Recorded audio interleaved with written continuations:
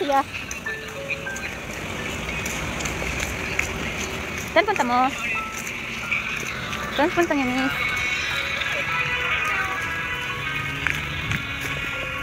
Hi, welcome guys. This is Batangas.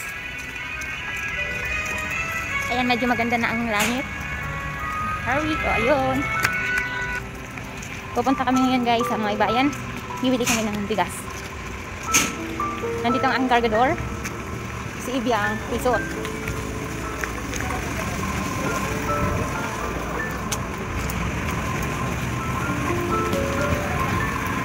Ito yung tulay, kabaan tulay ng Batangas. Diversion road ito. Napakagandang kalimitan. Kaya nagkulay asul. Walang ulan na paparating. Pero may sasakyan na parating.